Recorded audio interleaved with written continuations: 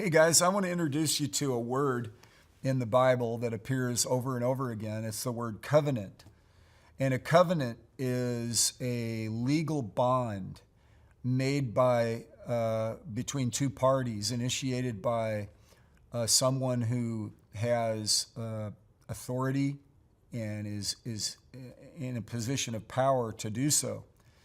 And throughout history, covenants are made in different cultures between tribes and between nations. And, it's like a contract, but it's deeper than a contract. It's a honor-based bond that obligates the parties. And in the case of God, he said, I will, in Genesis chapter 9, verse 11, after he had created us and then humanity fell in disobedience and gross darkness and sin covered humanity to the point where God flooded the earth and decided to save Noah and his family, and then animals two by two, all the species, and start over. And this is an amazing account here. In Genesis chapter 9, it says in verse 11, verse 9, he says, verse 8, then God spoke to Noah. Aren't you glad we serve a God who talks? God spoke to Noah and to his sons with him, saying, now, behold, I myself do establish my covenant. I myself do establish my covenant with you and with your descendants after you, and with every living creature that is with you, the birds, the cattle, and every beast of the earth with you, of all that comes out of the ark, even every beast of the earth. I establish my covenant with you, and all flesh shall never again be cut off by the water of the flood. Neither shall there again be a flood to destroy the earth.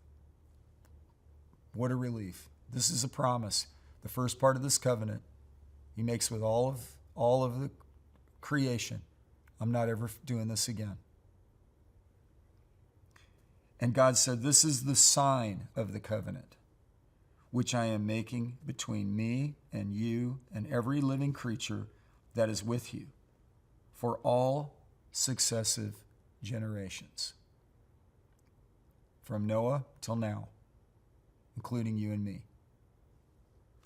I set my bow in the cloud. You know, that's God's bow. That's God's rainbow. And he said, I set my bow in the cloud, and it shall be for a sign of a covenant between me and the earth.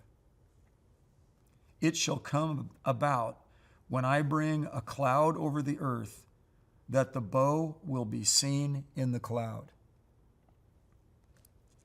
This is his, explanation for what the physics are with vapor and with light hitting and creating that prism effect and bringing out the beautiful colors that you don't see in regular white light. But then yet he's going to do something, and it shows that light is even more amazing than we could even with our naked eye understand. There's just so much to it. And he's kind of saying, hey, when it hits these vapors just right, it's going to show you this. And by the way, that's my bow, and I'm going to give you the rainbow as a sign that I'm never going to flood the earth again to all the generations. We had a flood here in where I am as a pastor in Chesterfield Valley in the heart of Missouri, eastern Missouri.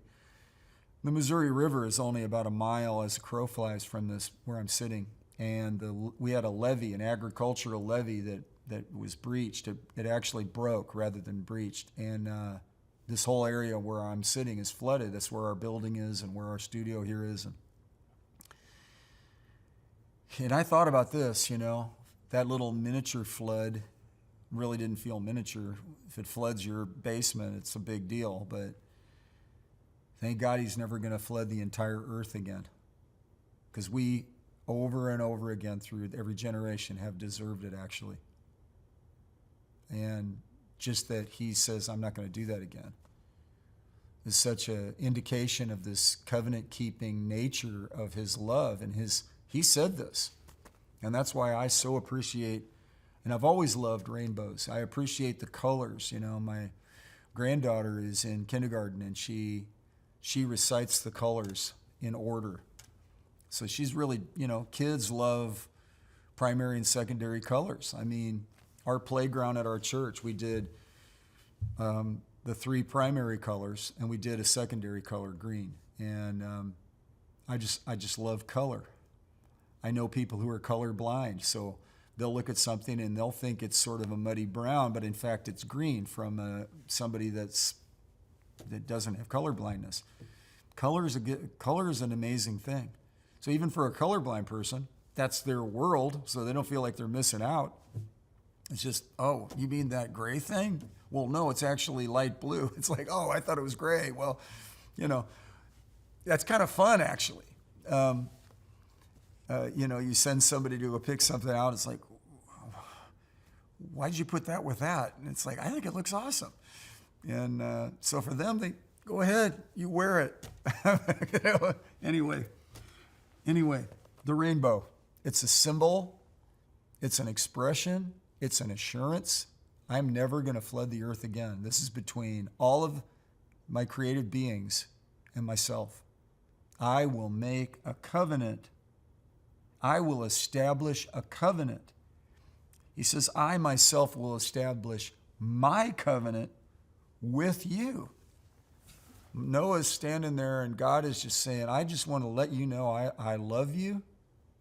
And humanity going forward is in for some big blessing. I repeat, I will not flood the earth with water.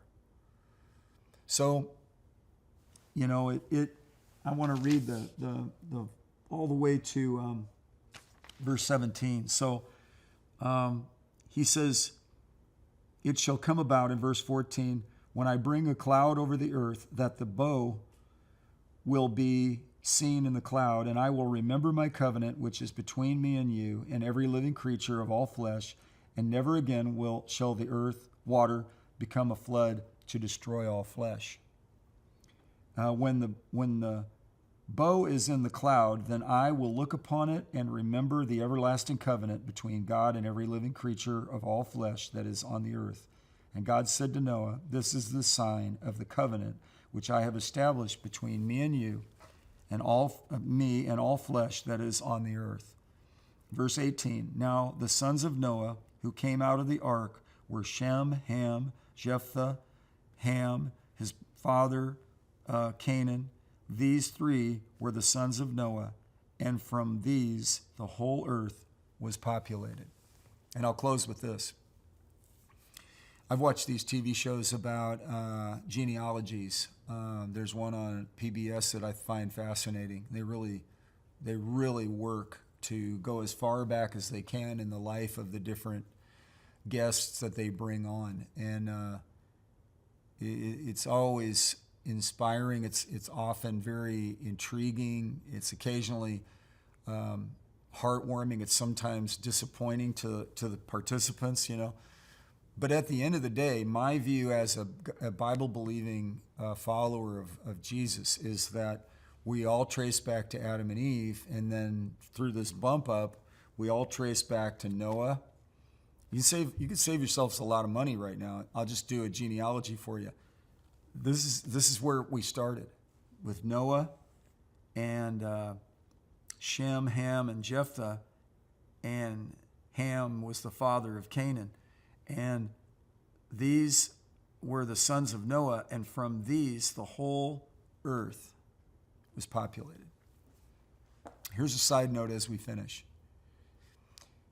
In Hebrews 11, it says, from one man, Abraham, who came later,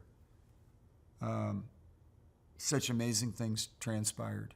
And I just want to dust off your vision a little bit. The covenant-keeping God who gives fresh starts, who daily loads us with benefits, who is out to bless each one of us, wants us to be fruitful and multiply and make a difference in our world. So don't underestimate the value of your obedience, your servanthood, the little simple, seemingly random, kind of inconsequential acts of love, kindness, being generous, being thoughtful to somebody, being courteous when people are thankless, and then not being bitter. I mean, it's a big deal. So I just want to encourage you. God's never going to flood the earth again. He's made a covenant with us, and he's a covenant-keeping God. God bless you.